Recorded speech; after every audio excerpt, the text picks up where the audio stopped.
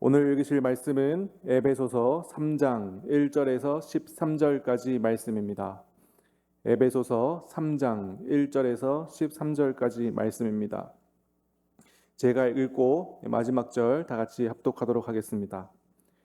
이러므로 그리스도 예수의 일로 너희 이방인을 위하여 갇힌 자 된 나 바울이 말하거니와 너희를 위하여 내게 주신 하나님의 그 은혜의 경륜을 너희가 들었을 터이라.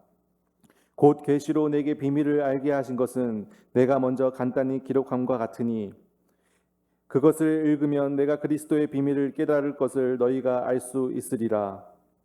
이제 그의 거룩한 사도들과 선지자들에게 성령으로 나타내신 것 같이 다른 세대에서는 사람의 아들들에게 알리지 아니하셨으니 이는 이방인들이 복음으로 말미암아 그리스도 예수 안에서 함께 상속자가 되고 함께 지체가 되고 함께 약속에 참여한 자가 됨이라.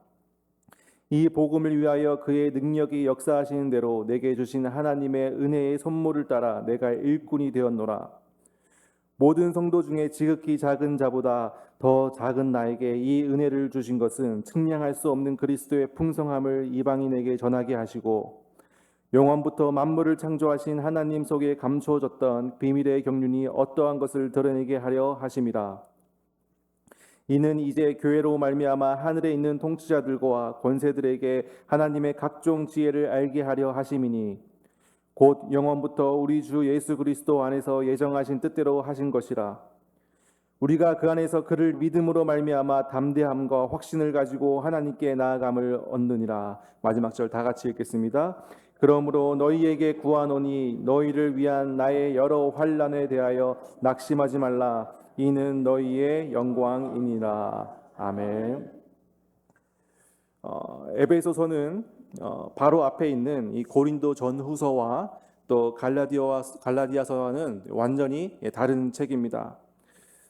고린도 전후서와 이 갈라디아서는 이 교회에 있었던 이 문제들, 다툼과 분쟁, 또 이 진리에 관한 이런 것에 답을 주는 책이었다면 이 에베소서는 그런 문제에 답을 하는 책이 아니라 교회의 본질에 대해서 이야기하고 있는 책입니다. 우리가 어떻게 구원을 받았느냐, 또 하나님은 어떻게 일을 하셨는가, 또 예수님은 어떻게 우리와 화평을 이루었고 우리 성도의 삶은 어떠해야 하는가를 에베소서는 알려주고 있습니다. 그래서 교회론을 이야기할 때 가장 중요한 책이 에베소서입니다. 우리가 읽었던 1장과 2장에서 쭉 이어지는 이 개념은 바로 새로운 방식의 구원입니다. 이 새로운 방식의 구원은 이 오랫동안 이 유대 공동체의 견해, 하나님께서는 선택한 민족, 이 유대인에게만 구원을 베푸시고 또 비유대인들, 이방인들은 거부하신다는 이 선민 사상을 산산이 부숴버립니다. 이 유대인들과 또 이방인들의 구별하는 이 판단 기준은 율법이었습니다. 율법에 대한 순종이었습니다. 하지만 이 판단 기준은 교만과 또 배타주의를 낳았고 또 예수 그리스도의 십자가 사건을 통해서 완전히 허물어지게 됩니다. 지금도 하나님은 자신의 백성들에게 성령님의 권능을 주시고 또 이 성도들이 미래에 살 새로운 삶을 인도해 주고 계십니다. 그래서 에베소서는 성령의 권능으로 그리스도 안에서 하나님의 백성들의 연합에 대해서 초점을 맞춥니다. 1장과 2장에서 또 우리가 나눈 이 핵심은 엔 크리스토스, 바로 그리스도 안에서입니다. 변화를 말합니다.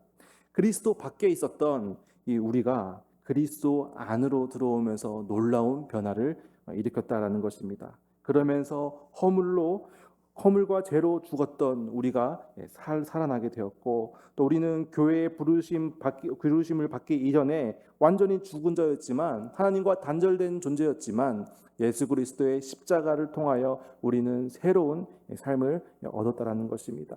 그래서 우리가 교회라는 공동체를 이루었다라는 것입니다. 여기까지는 너무나도 좋습니다. 너무나도 은혜로운 내용입니다. 그런데 오늘 우리가 읽은 이 3장의 본문부터 이 분위기가 바뀝니다.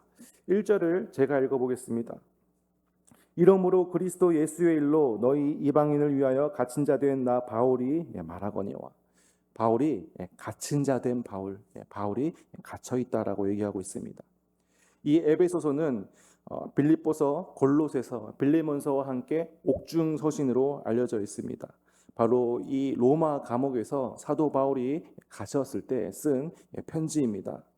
앞에서는 그렇게 이 예수 그리스도의 십자가 사건으로 우리가 구원을 받았다.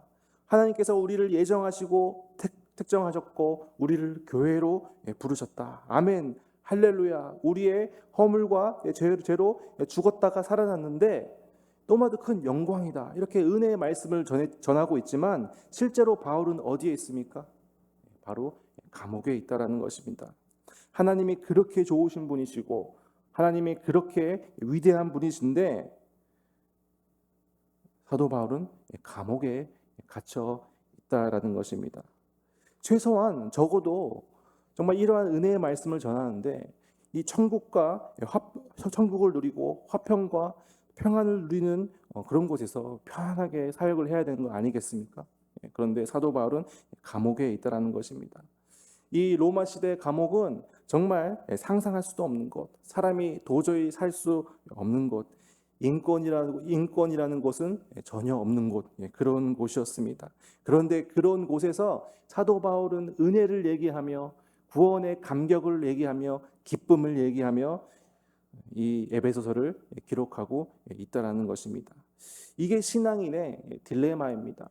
머릿속으로는 하나님의 구원, 하나님의 은총, 하나님의 은혜 이런 것들이 다 이해가 되어지는데 내 삶은 막상 그렇지 않다라는 것입니다. 아무것도 할 수 없는 상황, 마치 감옥에 있는 것 같이 손과 발이 묶여 있는 사람, 지치고 아프고 이런 현실이 우리에게 맞닥뜨려져 있다라는 것입니다.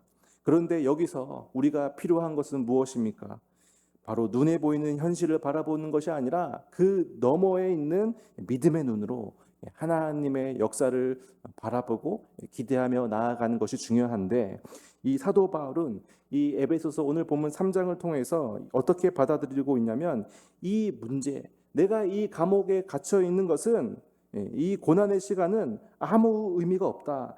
내 받은 은혜는 은혜에 반하는 시간이 아니라 도리어 내가 예수 그리스도 안에 더 깊숙하게 들어가는 계기가 된다라고 사도 바울은 이야기하고 있습니다. 그리고 오늘 본문 8절에서 오히려 이 상황이 은혜다라고 사도 바울은 이야기하고 있습니다. 그래서 1절에 그리스도 예수의 일로 너희 이방인을 위하여 갇힌 자 된 나 바울은, 이 말을 좀 원어로 좀 풀어보면 이방인 너희를 위해 그리스도 예수의 포로가 된 나 바울은, 이렇게 해석할 수 있습니다. 이게 무슨 말이냐면 그리스도 예수의 포로가 되었다. 로마의 병사들이 나를 잡아서 감옥에 넣은 것이 아니다. 내가 이 로마의 병사들로부터 갇혀 있는 것이 아니다. 나는 지금 예수 그리스도의 두 팔 안에 있고 예수 그리스도 안에 있다. 내가 예수 그리스도의 포로가 되어서 이 은혜의 시간을 보내고 있다라고 사도 바울은 고백을 하고 있습니다.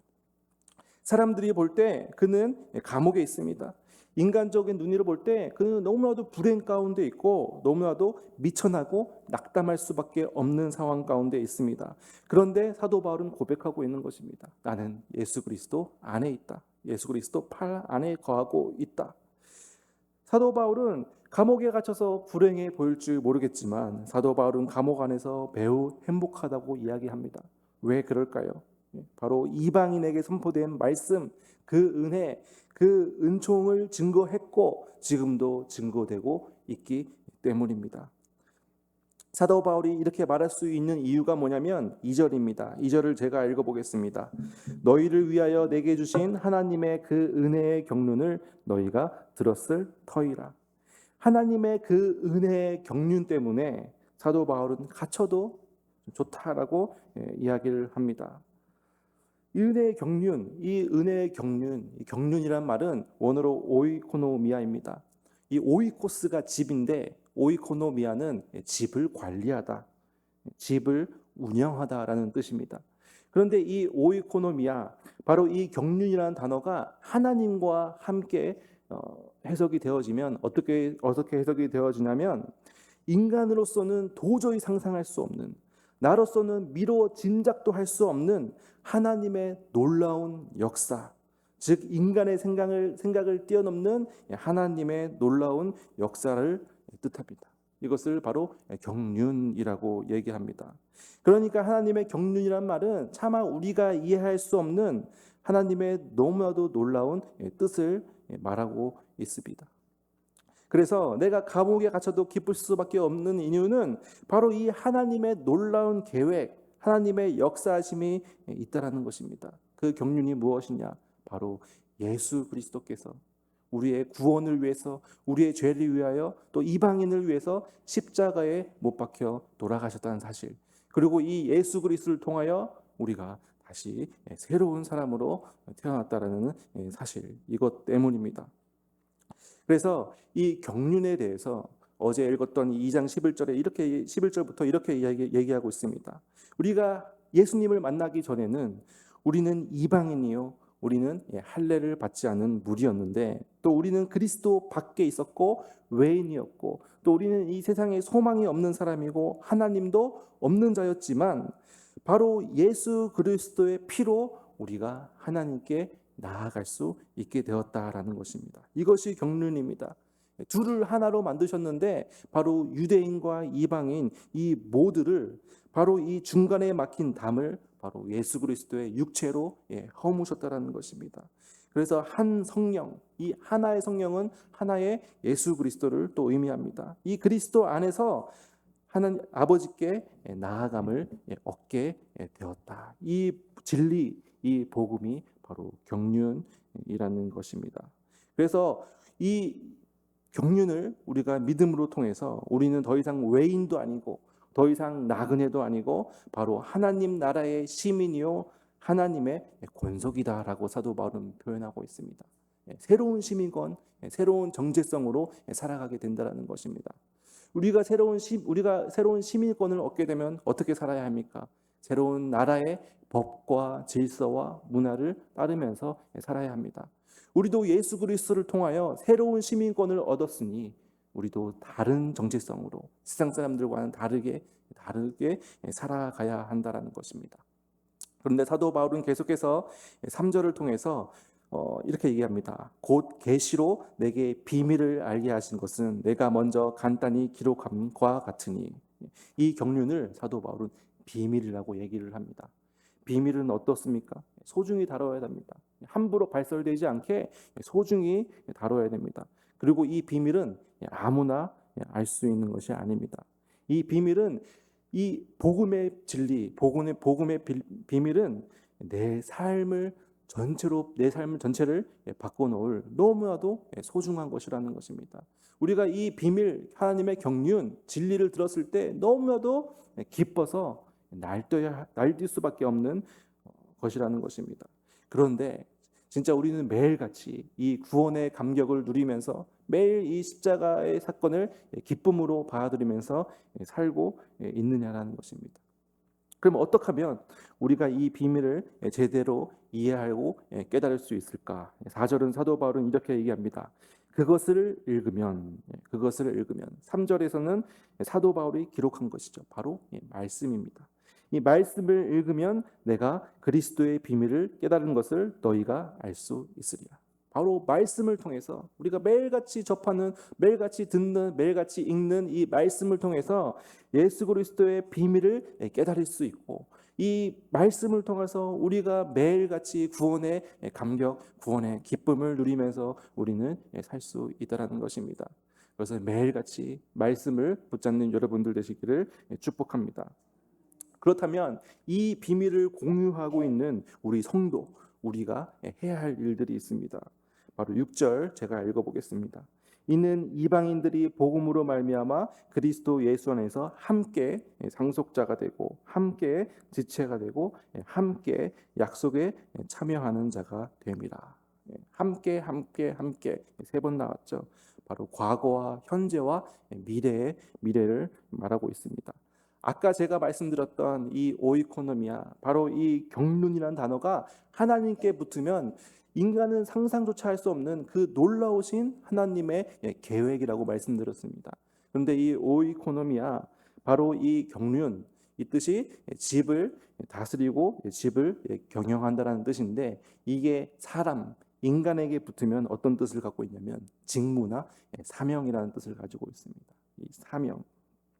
그래서 우리가 맡은 이 사명, 이 맡은 것을 이 사명이라고 얘기를 하죠. 그런데 이 사명은 무엇이냐? 아까 세 가지로 사도 바울은 말하고 있는데, 과거와 현재와 미래로 얘기하고 있습니다. 첫 번째, 함께 상속자가 되고, 과거입니다. 우리는 이 예수 그리스도의 십자가 사건, 이 진리를 붙잡고 믿음을 통해서 바로 양자됨, 하나님의 자녀가 될 수 있다라는 것입니다. 그래서 우리는 상속자라는 것은 무엇입니까? 바로 아무나에게 상속을 주지 않죠. 바로 아버지가 아들에게 상속을 합니다. 그래서 우리가 이 예수 그리스도의 십자가 사건을 통해서 하나님의 아들이 되었다라는 것입니다. 상속자가 되었다라는 것입니다. 그리고 현재입니다. 함께 지체가 되었다. 지체는 뭐죠? 한 몸입니다. 그래서 현재 우리는 이 진리를 통해서 진리를 서로 나누고 공유하면서 하나의 몸을 이뤄가면서 교회를 세워가고 있다라는 것입니다. 그리고 미래입니다. 함께 약속에 참여하는 자.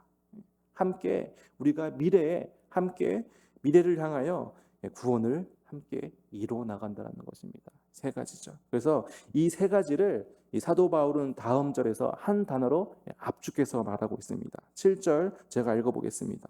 이 복음을 위하여 그의 능력이 역사하신 대로 내게 주신 하나님의 은혜의 선물을 따라 내가 일꾼이 되었노라. 바로 일꾼입니다. 함께 상속자가 되고 또 함께 지체가 되고 함께 약속에 참여하는 이 자가 바로 교회를 세워나가는 일꾼이라는 것입니다. 양자된 자들이 교회에서 함께 하나님의 일을 해나가며 함께 구원을 이루어나가는 존재입니다. 그래서 사도 바울은 이 감옥에서도 기뻤던 것입니다. 내가 비록 이 감옥 안에 있지만 바로 이 일꾼으로서 경륜과 사명과 직무를 잘 감당하고 있기에, 예수 그리스도 안에 있기에 사도 바울은 기뻐했던 것입니다. 그런데 9절에서 이 하나님의 경륜, 이 비밀을 9절에서 보니까 하나님께서 드러내신다고 합니다. 이것을 드러내시는데 어떻게 드러내시나? 10절을 제가 읽어보겠습니다. 이는 이제 교회로 말미암아 하늘에 있는 통치자들과 권세들에게 하나님의 각종 지혜를 알게 하려 하심이라. 이 하나님의 경륜, 하나님의 비밀, 하나님의 놀랍고 상상조차 할 수 없는 이 구원의 역사, 이 비밀이 어디서 선포되어진다고요? 바로 교회에서 선포가 된다는 것입니다. 교회에서 진리가 선포되어지기 때문에 매일같이 그 십자가의 구원의 감격을 누리기 위해서 우리는 교회에 와서 교회에 나오고 예배를 사모해야 합니다. 그래서 우리는 믿음으로 말미암아 담대함과 확신을 가지고 하나님께 나아갈 수 있다라는 것입니다. 그래서 우리 13절을 우리 다 같이 마지막으로 우리 읽어보고 오늘 말씀을 마무리하도록 하겠습니다. 13절 다 같이 읽겠습니다. 시작. 그러므로 너희에게 구하노니 너희를 위한 나의 여러 환난에 대하여 낙심하지 말라. 이는 너희의 영광이니라. 아멘. 낙심하지 말라. 이것은 너희의 영광이다.